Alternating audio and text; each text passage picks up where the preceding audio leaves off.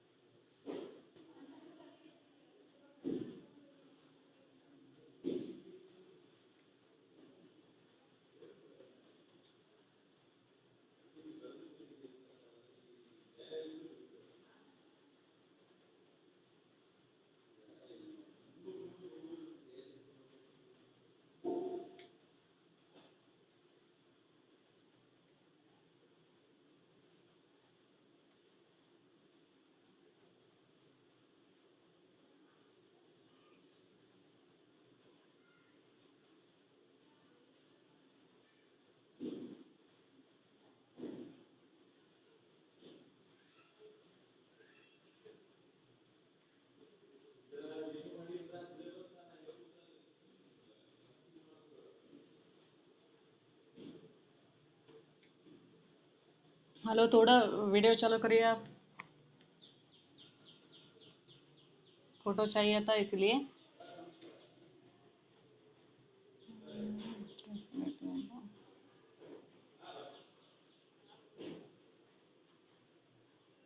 Type कर रही हूँ।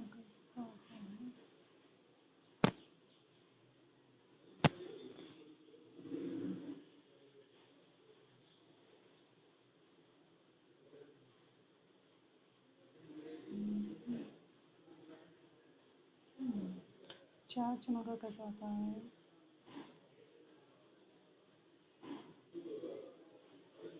ओ,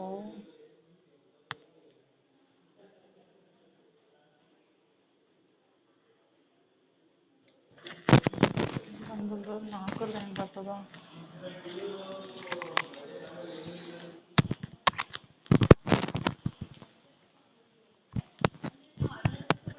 ಮೇಡಮ್, ಅದು ನಾಲ್ಕಲ್ಲಿ ಹೆಂಗೆ ಬರ್ತದ್ರಿ?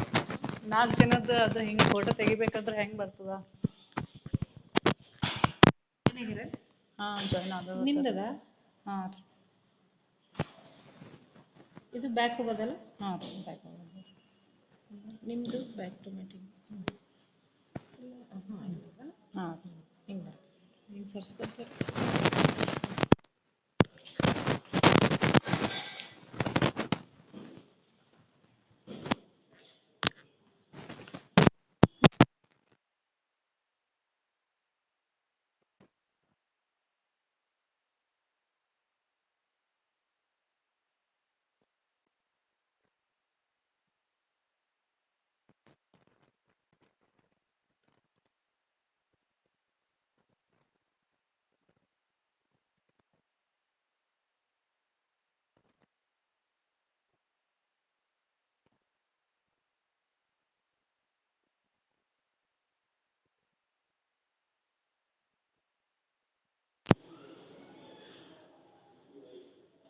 ये ऑन ही नहीं कर रहे अनीता।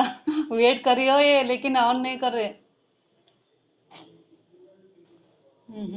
अभिजीत वरद। ए संतोष, वीडियो ऑन करो। नैक के लिए चाहिए इसलिए।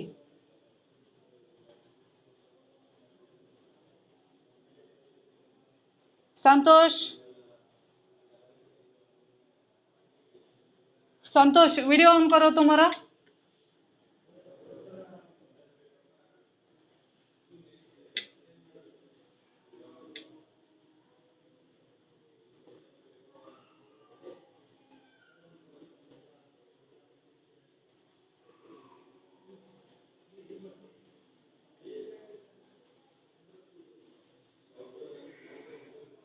It's okay.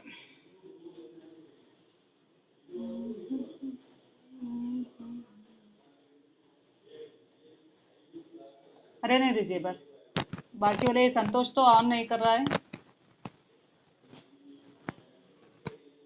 संतोष, इसको सुनाई नहीं दे रहा होगा शायद।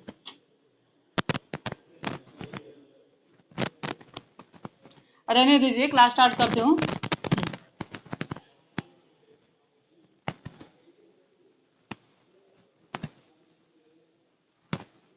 मीटिंग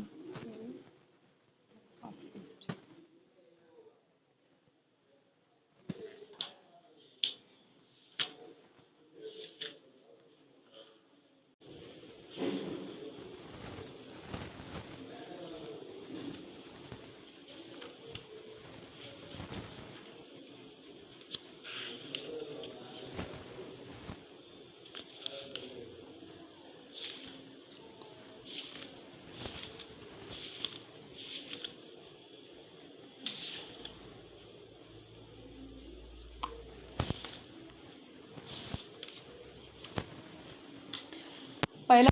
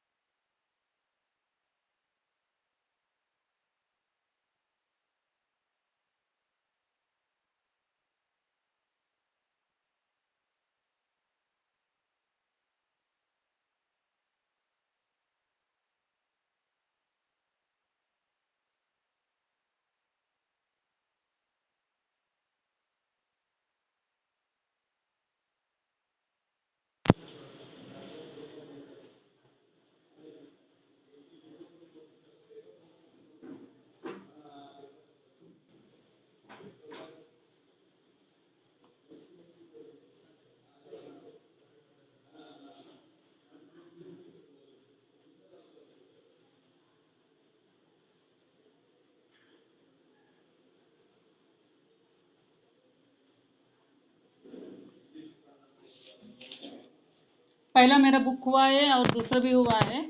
सिलेबस हुआ था इसीलिए मैं 2 दिन क्लास नहीं ले पाई और नैक का काम चल रहा था, इसलिए फिर से जो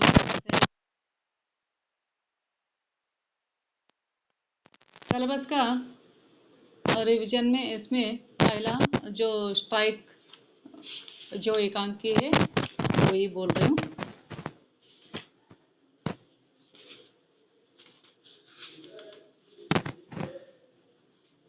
और मैं आज ये बोलना चाहती हूँ कि जो ये एकांकी है उसका पहला एकांकी के बारे में आपको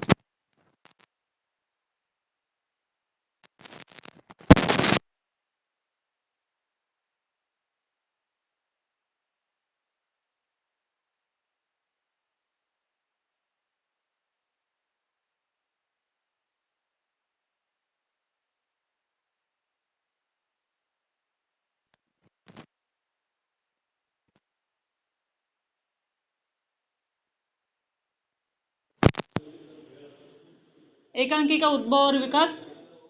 एकांकी और नाटक अलग होते हुए भी समान है, क्योंकि दोनों दृश्य काव्य के अंग है। जो एकांकी और जो नाटक है अलग अलग होते हैं। एकांकी अलग रहता है और नाटक अलग रहता है। दोनों अलग रहते हुए भी समान है, क्योंकि दोनों दृश्य काव्य के अंग है। दोनों ये क्या है? दृश्य काव्य का अंग है। फिर भी हिंदी साहित्य में एकांकी शब्द का प्रयोग अंग्रेजी के वन एक्ट प्ले के अर्थ में होता है। यानी ना एकांकी का यहाँ पर अंग्रेजी में वन एक्ट प्ले के अर्थ में होता है। एक ही अंक वाले लघु नाटक, इसे कहते हैं एक ही अंक वाला लघु नाटक। एक छोटा सा लघु नाटक जिसे कहते हैं, एक छोटा सा नाटक होता है उसे लघु नाटक कहते हैं। एक ही अंक वाले लघु नाटक को एकांकी कहते हैं। एक ही अंक वाला जो लघु नाटक रहता है, छोटा सा नाटक रहता है, उसे एकांकी कहते हैं।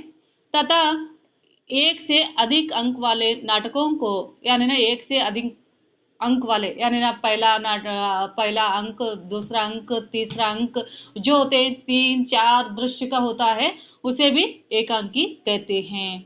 एक वाले नाटक को नाटक, इसका मतलब यहाँ नहीं है कि नाटक किसी एक अंक को हम एकांकी कह सकते हैं। यानी ना ये भी है, किसी नाटक को, एक अंक को भी एकांकी कह सकते हैं। एकांकी आप में पूर्ण और स्वतंत्र नाटक होता है। जो एकांकी रहता है वहाँ अपने आप में एक पूर्ण और स्वतंत्र एक नाटक है, जिसमें एक प्रमुख संवेदना सूत्र रहता है। जिसमें एक प्रमुख संवेदना सूत्र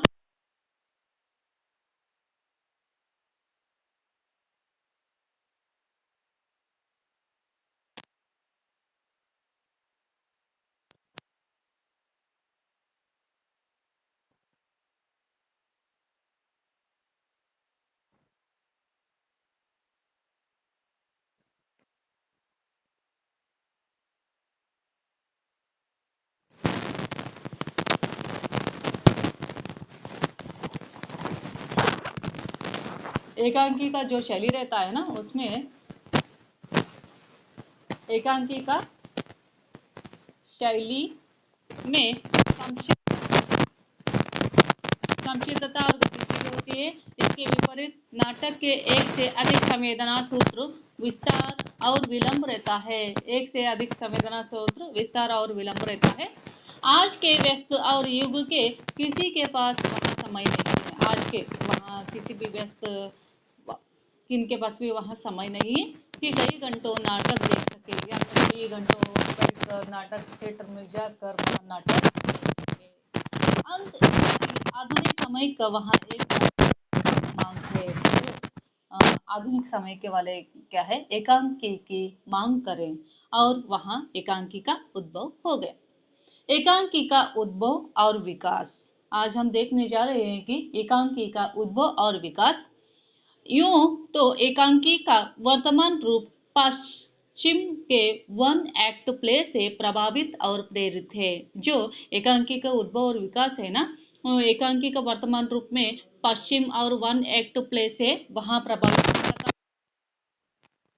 फिर भी वहां इसी बात से इनकार नहीं किया जा सकता है, प्राचीन भारतीय साहित्य में हमें एकांकी से लघु नाट्य रूप मिलते हैं। जो प्राचीन भारतीय में साहित्य में हमें का जो छोटे-छोटे लघु नाटक का रूप मिलता है, जैसे प्रहसन, जिसे प्रहसन कहते हैं, नाटिका कहते हैं, भाण कहते हैं। इन नाट्य रूपों में एक ही अंक होता था। यानी ना इन छोटे छोटे जो नाटक रहते हैं उसमें उस नाटक रूपों में एक ही अंक होता है, एक ही अंक होता है।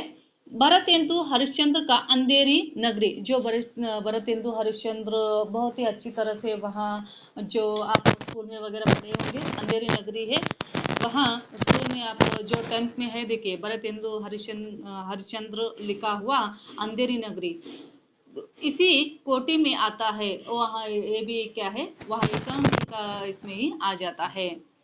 भरतेंदु युग के एकांकी में हमें केवल हास्य और व्यंग्य, वरना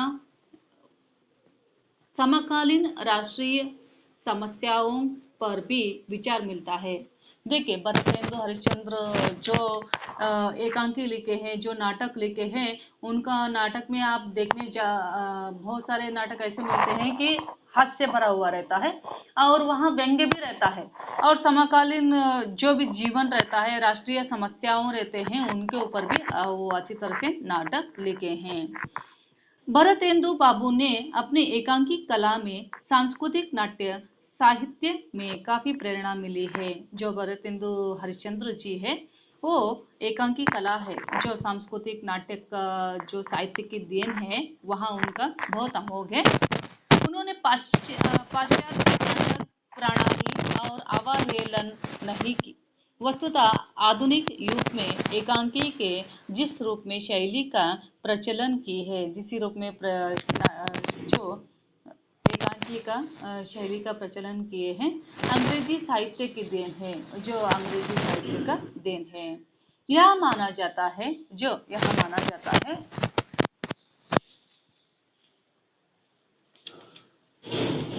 मई एकांकी का जन्म है, वहाँ 20वीं के पहले जो दशक है, 20वीं के पहले जो दशक है, उसके आसपास हुआ। आरंभ में बड़े नाटकों के साथ एकांकी का मंचन केवल वातावरण बनाने के लिए किया गया। जो आरंभ में जो बड़े नाटक करते हैं, एकांकी का मंचन करते हैं, वातावरण को बनाने के लिए किया गया। अंत में इन एकांकियों को वहाँ कर्टेन रेजर कहा गया। उसको क्या उत्थानक कहते हैं, जो कर्टन रेजर भी कहा जाता है। जितने समय में एकांकी का मंचन होता है, जो नाटक रहता है, एकांकी रहता है, जितने भी समय में भी उस नाटक का या एकांकी का मंचन हो जाता है, वो चलता है, कितना समय चलता है उसको मंचन कहते हैं। दर्शक समूह व्यवस्थित हो जाता है। जो दर्शक समूह रहते हैं, बहुत ही व्यवस्थित हो जाते हैं। प्रमुख नाटक देखने की मानसिक तैयारी भी हो जाती है। जो पहले के ज़माने में कहाँ तो नाटक है, एकांकी है, तो बहुत सारे लोग इकट्ठा हो जाते हैं और रात को वहाँ जो नाटक रहता है, वहाँ देखने के लिए उत्सुक हो जाते हैं। अंग्रेजी नाटक के इतिहासकार बताते हैं कि सन वहाँ 1803 में डब्ल्यू जेकेब का लिखा एकांकी है बंदर का पंजा। जो जेकेब जी लिखे हैं, बंदर का पंजा जो नाटक है, बहुत ही अच्छा है, मंचित किया गया। वो नाटक को वहाँ पेश किया गया। दर्शकों पर इतना प्रभाव पड़ा कि इस एकांकी को देखने के तत्काल बाद उठ गए।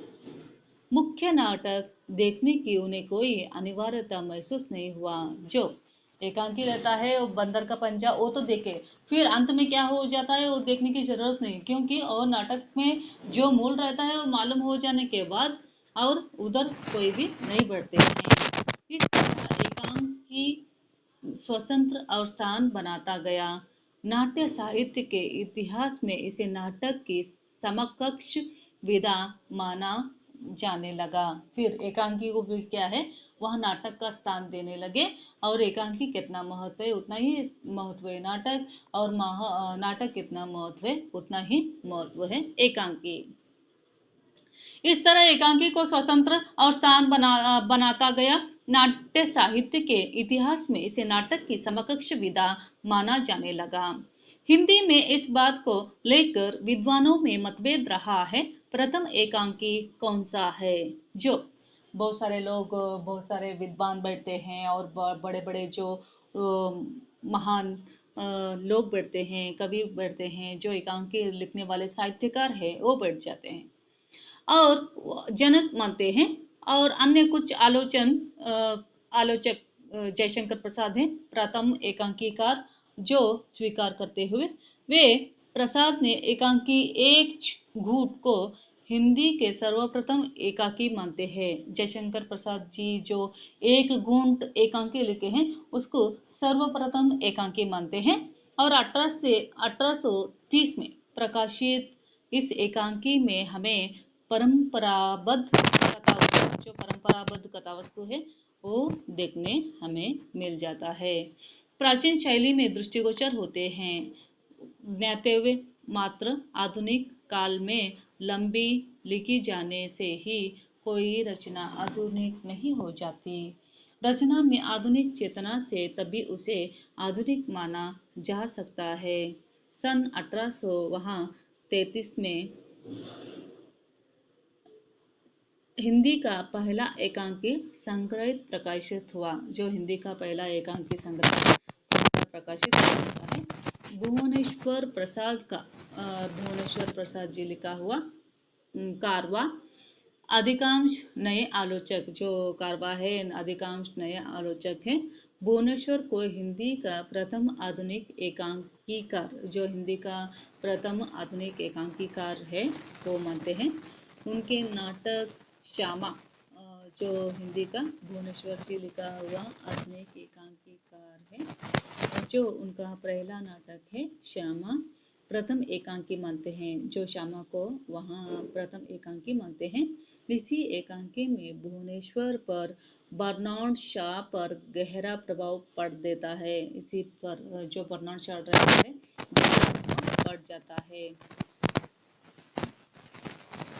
स्ट्राइक उनका सबसे अधिक चर्चित प्रशंसित एकांकी है और सन 1838 में जो है वहाँ प्रेमचंद जी का सुप्रसिद्ध पत्रिका हंस का एकांकी विशेषांक प्रकाशित हुआ और जिसमें एकांकी का रचनाकारों में सही मार्ग निर्देश मिला। वह उन्हें एकांकी कला नए आयाम, नए दिशाएं मिली। इसी काल के हिंदी में एकांकी का वहाँ नया निखार आया। उसे वैज्ञानिक दशा मिली। उसमें उन सभी तत्वों को समावेश हुआ जिनके रहते हुए किसी रचना को सार्थक और सफल माना जाता है। जिसे संवेदना का वहाँ सूक्ष्मता, एकांकी रचना का वैज्ञानिक और कथावस्तु नाटकीय संघर्ष बिंदु को प्रामाणिक सिद्ध करता है। पात्रों को मनोवैज्ञानिक विश्लेषण, संवाद, लेखन की प्रकृता, प्रासंगिकता, स्वाभाविकता।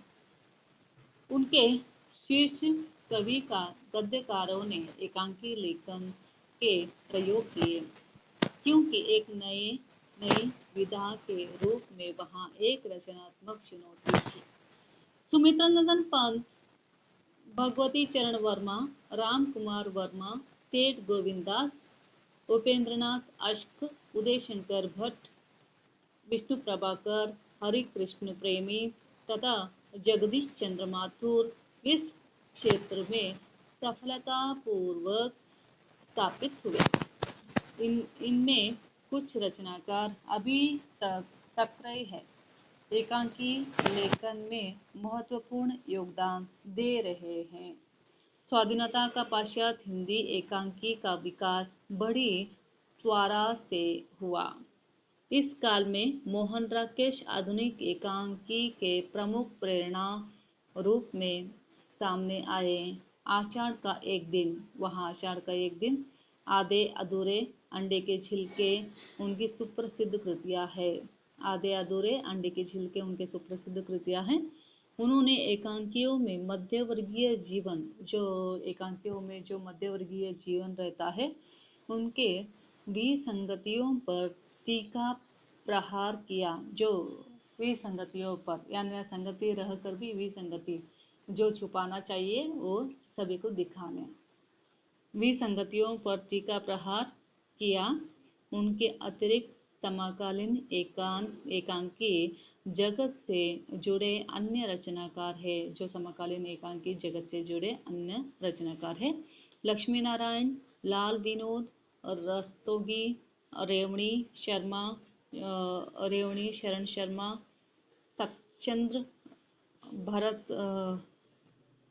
शरद सुरेंद्र वर्मा, चिरजीत, राजीव सक्सेना, शांति और मेहरोत्रा और ममता कलियाण, ये सभी लोग बड़े बड़े एकांकीकार हैं।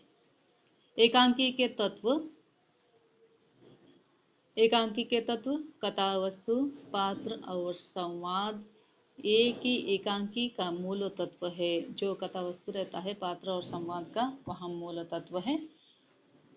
इन्हीं के सहारे एकांकी का प्रमुख घटना है। जो इन्हीं के सहारे एकांकी का जो प्रमुख घटना है, वहाँ परिस्थिति या समस्या से अपने चरम बिंदु पर पहुँचती है। यूं कि एकांकी का कुछ अन्य तत्व भाषा, शैली, वातावरण, उद्देश्य तथा इन सब का सीधा संबंध उन तीन तत्वों से अलग अलग रहते हैं और इन अलग से इन विचार करना आवश्यक नहीं है।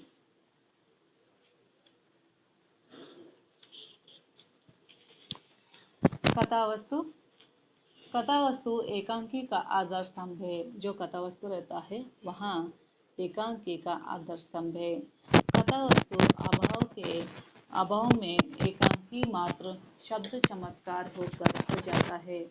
जो कथा वस्तु रहता है उसमें अभाव में एकांकी मात्र शब्द चमत्कार होकर रह जाता है। कथा वस्तु में प्रायः जीवन के कहीं तीखी अनुभूति होती है। कथा वस्तु रहता है वहाँ जो जीवन रहता है आम लोगों का, वहाँ जो तीखा अनुभूति होता है। एकांकी में कोई ऐसा प्रकर और जीवनानुभूति ली जाती है। जो एकांकी में प्रकर और जीवनानुभूति ली जाती है, जिसकी व्यंजना एक और नाटकीय परिस्थिति हो जाता है। की एक और नाटकीय परिस्थिति हो जाता है। दूसरी ओर जिंदगी व्यापकता समग्रता, जो व्यापकता रहता है और समग्रता रहता है, वो दोनों को मिलाकर हो जाता है। इसमें लेखक घटनाओं स्वाभाविक क्रम, जो लेखक रहता है, जो घटना रहता है, उसके आधारित जो स्वाभाविक क्रम रहता है, विकास, संबंध, प्रभाव, गति, अवंती पर ध्यान देता है। कथा वस्तु कोई ऐसा तत्व नहीं, जो कथा वस्तु रहता है कोई ऐसा तत्व नहीं, केवल एक जगह नाटक में रखा हुआ मिलता है। जो कथा वस्तु रहता है केवल एक जगह बैठकर जो नाटक में मिलने वाला वहाँ है ही नहीं। इसमें इसकी योजना समूचे एकांकी नाटक में फैली रहती है। जो कथा वस्तु रहता है वहाँ जो कथा वस्तु सभी तरफ फैला हुआ दिखता है, नजर आ जाता है। इसके विस्तार और प्रतिफलन और कौतूहल एक आवश्यक अनिवार्य है। कौतूहल अनेक अभाव में वहाँ कथा योजना ढीली, फीकी और उबाऊ हो जाती है। कौतूहल के सारे एकांकी कथा वस्तु घटनाओं और कार्य व्यापकों से माध्यम से होती हुई है चरम सीमा तक खींची जाती है।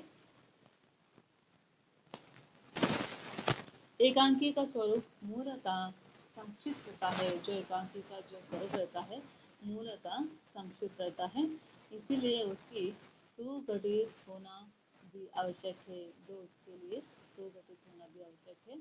कथा वस्तु के संगठन में काल, स्थान, क्रिया, व्यापार संबंधी एक होना बहुत महत्वपूर्ण है। इसी को आलोचक और संकलन त्रयी कहते हैं।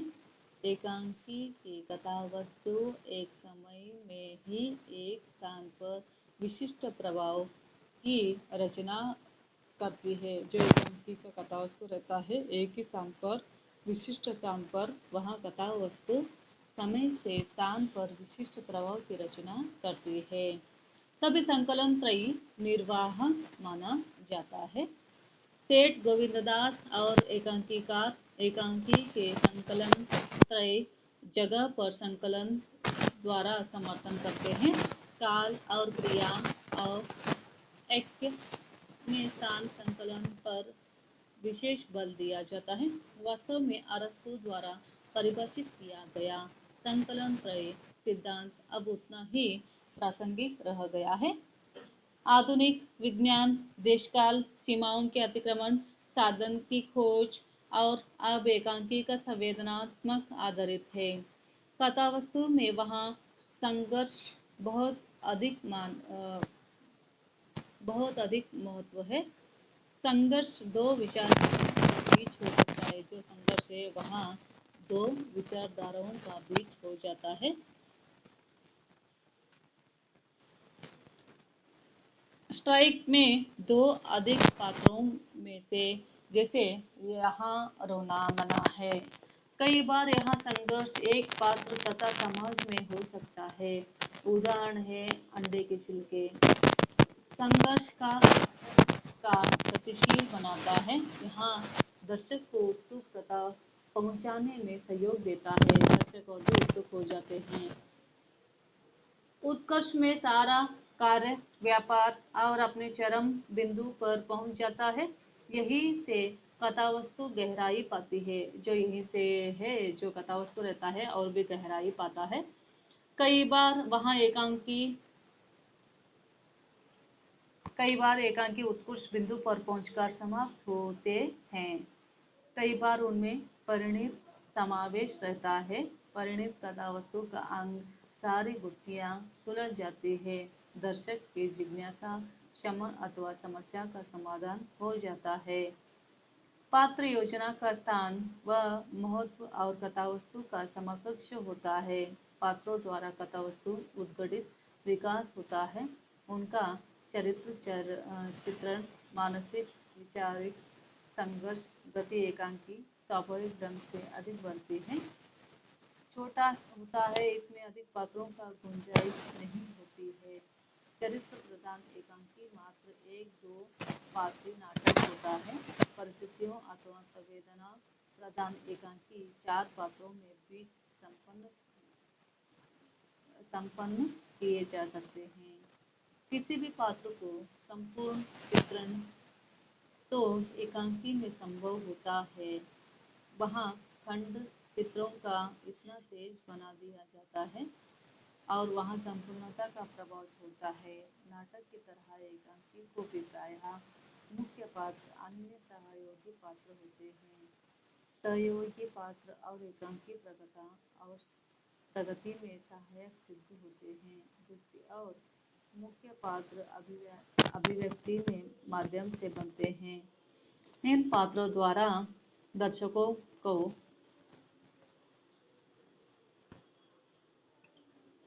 इन्हीं पात्रों के द्वारा वहाँ दर्शकों को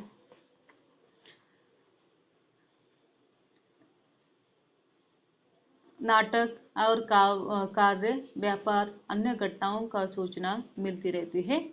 एकांकी लेखक का दायित्व है। जो एकांकी है लेखक का दायित्व है और सदस्य तादात्म्य रहते हैं। समान्य पात्र स्मरणीय होते हैं। जिसके मौलिकता का वहाँ नवीनता पर बारीक प्रखरता रहते हैं। उसके चरित्र चित्रण हेतु एकांकी लेखक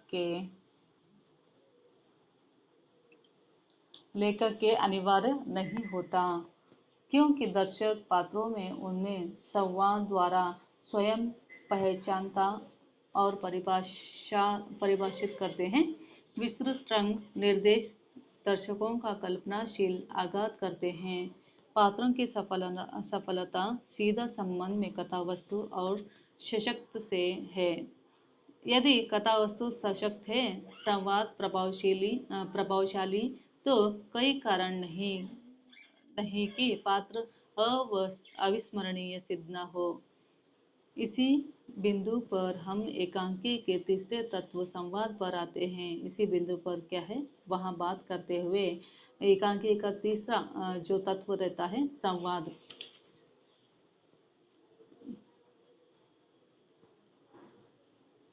पहला कथावस्तु था, फिर दूसरा संघर्ष है और तीसरा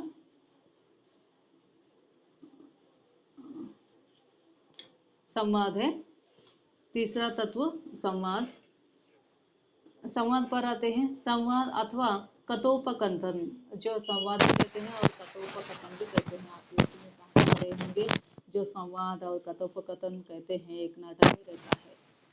कथोपकथन नाटक भी रीढ़ के समान है। जो रीढ़ का समान बोलो तो उनका मेन जो है रीढ़ रहता है उसके समान है। बहुत ही महत्व है, उसके बिना रहता ही नहीं। बिना इसके नाटक की परिकल्पना दर्शक के तक पहुंच नहीं सकती। जो कथावस्तु रहता है, जो संवाद रहता है, उसके बिना दर्शकों तक पहुंचता ही नहीं। संप्रेषण के लिए संवाद होना अनिवार्य है। जो संप्रेषण के लिए बात करने के लिए संवाद होना अनिवार्य है।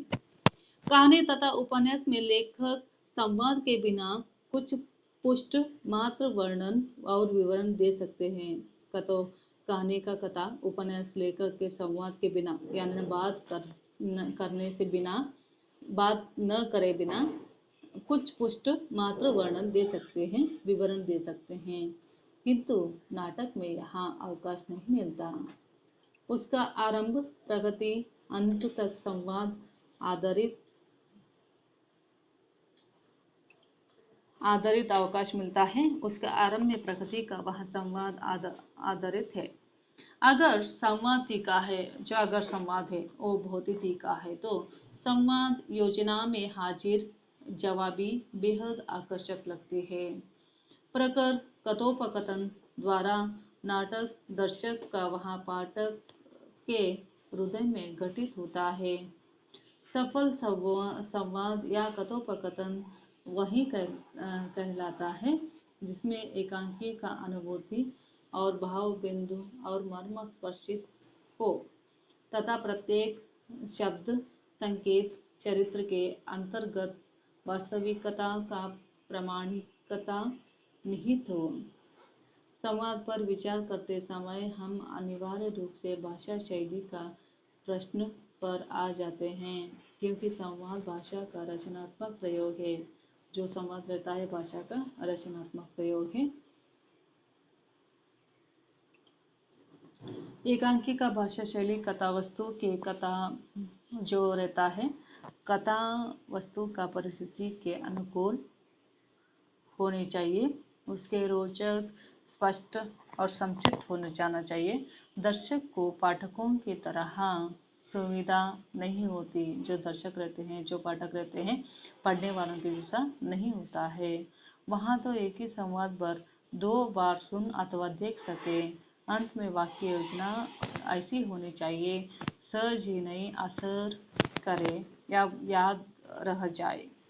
दर्शकों को बात समझने और बहुत देने वाला उलझन न पड़े।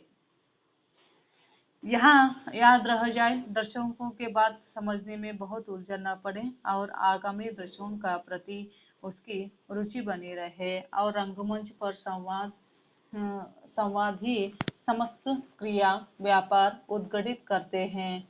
उनमें गति बनी रहनी चाहिए। नाटकीय कथोपकथन के लिए विषय में वहाँ कोई रूढ़ और धारणाएं प्रचलित है।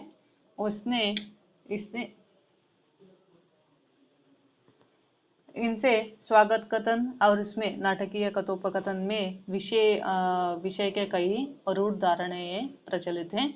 उसमें एक है स्वागत कथन जो रहता है स्वागत कथन, और दूसरा कुछ नाटककार स्वागत कथन के लिए रंग संवाद अनिवार्य रूप हो जाता है। कुछ नाटककार द्वारा और मन मस्तिष्क में वहाँ तरंग दर्शक भी रहता है, किंतु इसके बहुल प्रयोग में दर्शन वहाँ उभा सकता है। इसी प्रकार वहाँ प्राचीन नाटकों का भाषा शैली का प्राय पद्मांकन रहती है और रूढ़ सिद्धांत भी होता है। यहाँ माना जाता है कि नाटक को काव्य दृष्टि में वहाँ इसलिए पद्य में लिखा जाना चाहिए। जो नाटक को काव्य शैली में और पद्य में लिखना चाहिए। आधुनिक नाटक में इसी रूढ़ी को तोड़ा गया है। आधुनिक नाटक को उसी जो रूढ़ी रहता है नाटक के पद्य के रूप में लिखना चाहिए, कविता के रूप में लिखना चाहिए, वो निकाल कर वहाँ अलग गद्य की शैली में वहाँ लिखा गया है।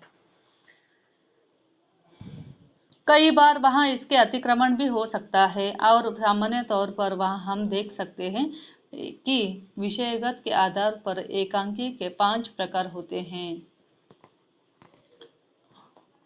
एकांकी के वहाँ 5 प्रकार होते हैं। पहला ऐतिहासिक एकांकी, जो पहला रहता है ऐतिहासिक एकांकी। इसमें इतिहास के किसी यथार्थ अथवा काल्पनिक घटना पर नाटकीय प्रस्तुतिकरण, जो इतिहास का किसी यथार्थवाद रहता है और काल्पनिक घटना की रहता है। उसमें नाटकीय प्रस्तुतिकरण करना, जैसे रामकुमार वर्मा का औरंगजेब की आखिरी रात और जगदीश चंद्र का भोर का तारा, ये ऐतिहासिक एकांकी है। दूसरा पौराणिक एकांकी, जो पहला ऐतिहासिक एकांकी है, दूसरा पौराणिक एकांकी। पौराणिक चरित्र अथवा घटना आदर्श पर आधारित है। एक कहाँ तो एक चरित्र घट जाता है, उसके ऊपर आधारित रहता है। दूसरा कोई तो एक व्यक्ति के आदर्श पर भी वहाँ आधारित रहता है। समस्या प्रधान एकांकी, तीसरा है समस्या प्रधान एकांकी। इसमें जीवन की विभिन्न समस्याओं का विषय बनाया जाता है। वर्ण विषय यानी जिसमें जीवन का किसी समस्या घट जाता है उसको ही वर्णना करते हुए जाते हैं, समस्या प्रधान एकांकी।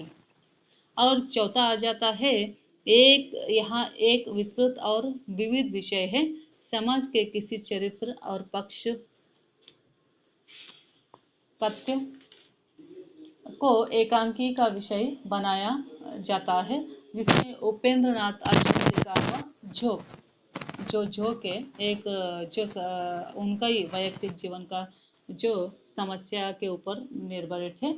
और पांचवा विचारात्मक एकांकी, जो पांचवा है विचारात्मक एकांकी, इसमें मुख्यतः कोई विचार भाव रहता है जिसका प्रतिपादन और एकांकी का पात्रों पर वहाँ कथोपकथन द्वारा किया जाता है। भुवनेश्वर लिखा हुआ स्ट्राइक विचारात्मक एकांकी, जो है स्ट्राइक वहाँ विचारात्मक एकांकी है, जिसमें एक पति रहते हैं पत्नी रहते हैं, दोनों जो विचार करने की जैसा क्या है वहाँ स्ट्राइक है। उस विभाजन में पूर्ण होते हुए अंतिम नहीं कहा जा सकता, क्योंकि आज भी एकांकीकार लगातार स्वीकृत किए गए हैं, चौकटे को पर तोड़कर नई प्रयोग कर रहा है। शैलीगत आधार के पर एकांकी का निम्नलिखित भेद हो सकते हैं। एकांकी का बहुत सारे क्या है निम्नलिखित भेद है, वो भी हो जाते हैं। एकांकी के निम्नलिखित भेद यहाँ पर दिए गए हैं। शैलीगत आधार पर एकांकी के निम्नलिखित भेद जा चुका है। स्वप्न एकांकी, पहला है स्वप्न एकांकी, दूसरा प्रहसन एकांकी, तीसरा रेडियो तथा टेलीविजन एकांकी। रेडियो में आप कहाँ तो सुनने के लिए रेडियो अथवा टेलीविजन में वहाँ देखने के लिए एकांकी रहता है। और चौथा है काव्य एकांकी, पांचवा है एकापात्री एकांकी।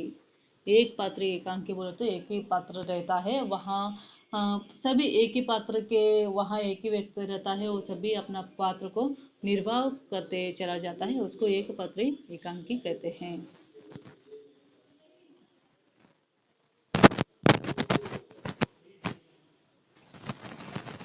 आज हम देखें